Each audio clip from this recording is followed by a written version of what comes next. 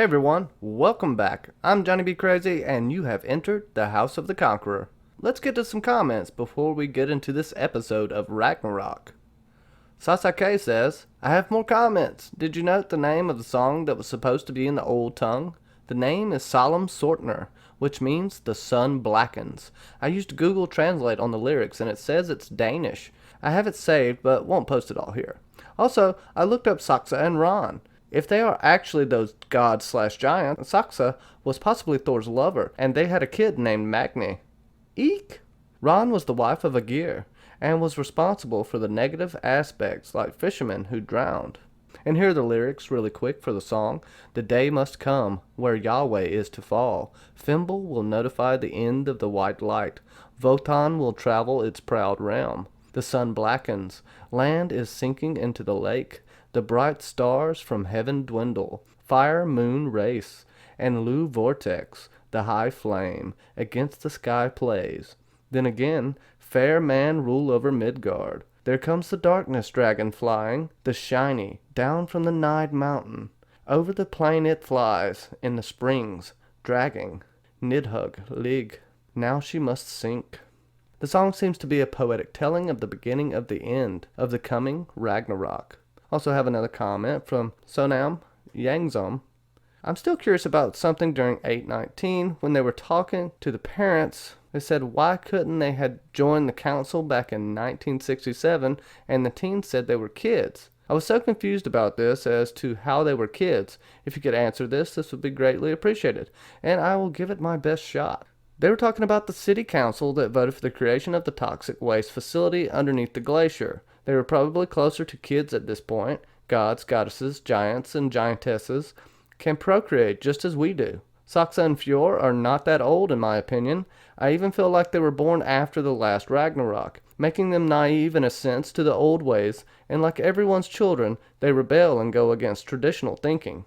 Kids always get progressive at a point, or at the very least try to challenge and even go against their parents' belief system. For example, Fjord should not be dating Gry. He should have killed her for what she saw. To top it off, Fjord is being abused by his father, giving him more reasons to go against the grains of giant traditions. Also, their projected human age was probably younger than their perceived age is now. They also have to go through cycles and age loops.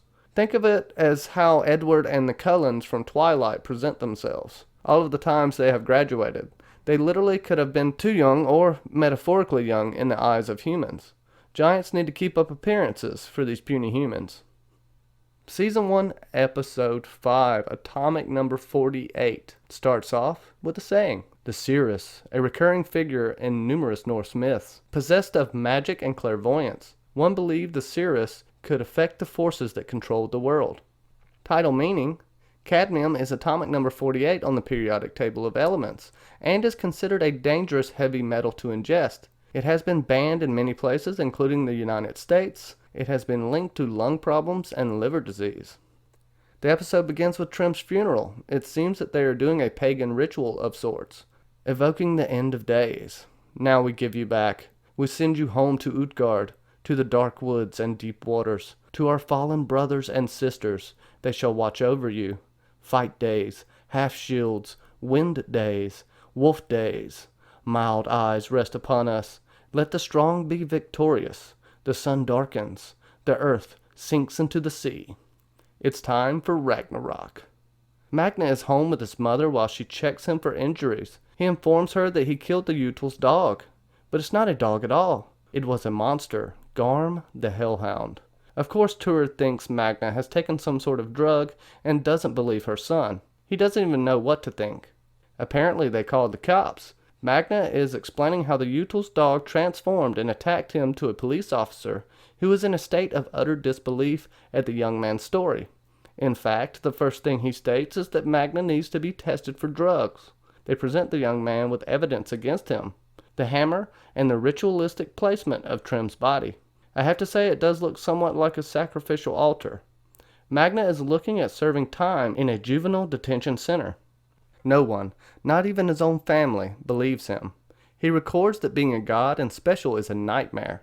He is struggling to deal with his power, only causing him pain and misery so far. Magna is on a mission to expose the Utils at any cost. Vidar has decided Magna must die. Hymir on Thor. Thor? Thor, our enemy? Thor, who has killed more giants than anyone else, even other giants? Thor, whom I have sworn to slay if I ever encounter him. When Ron starts to question him, he slaps the ever-loving shit out of her. A butter knife fight almost breaks out. Ron does not want Vitar to do anything until she gets back from her meeting with Magna. Aegir was the greatest of the sea giants. His wife was Ron, into whose net those who drown at sea are gathered. Fjord tries to talk some sense into Vidar, to no avail. He does, however, tell him he's become soft on TV and candy. Saxa is on Daddy's side. She notices the perceived weakness in him. She thinks he is too close and is being made soft by his love for Gree.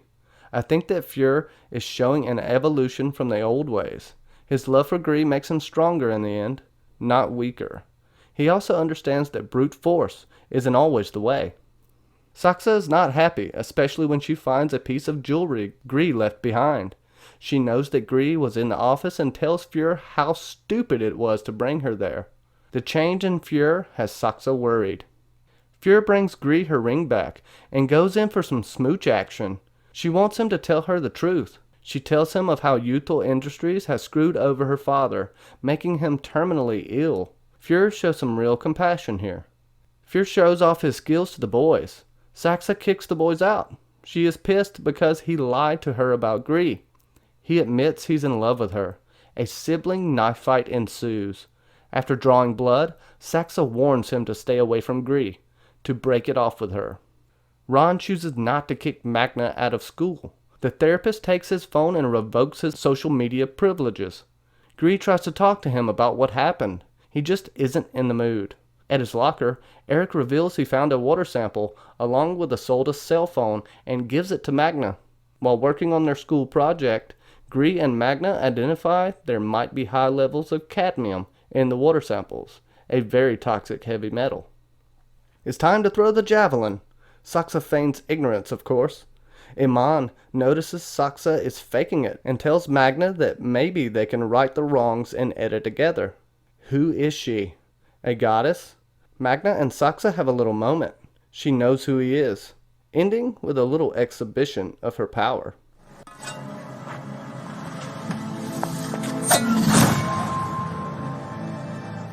Magna asks his teacher to test Isolde's sample for cadmium. She agrees to do it on the low-low. Turret is buying all the food for Magna again. Eric comes in and flirting begins. She invites him to dinner for shrimp cocktails. Once back home, she and Magna talk about the pollution of the water supply. She discounts everything he's trying to tell her. He has left her no choice but to act. Once Magna goes to school, he is blindsided by an intervention of sorts. Turret tells him all about the school paper that attacks Util Industries. Ron caught the teacher trying to help Magna. They are treating him like an insane person. To top it off, Eric betrayed him as well. What the fuck, Eric? Just a day ago, he gave Magna all that info to use. He informs Gree that they have to redo the paper. Magna is understandably discouraged. As he is walking out, the teacher lets him know she found cadmium, lead, and mercury in the water sample.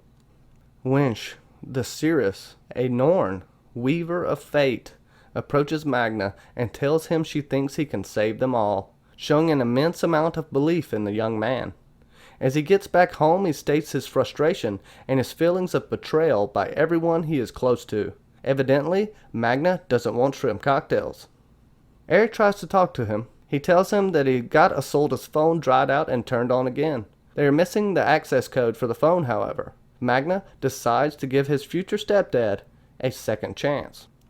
Saxa tells Vidar about Fjord's human girlfriend. He is in the process of breaking up with her and can't do it. Gree turns the tables and breaks up with him, stating that everything with his family, her dad, and Util Industries is the reason for this.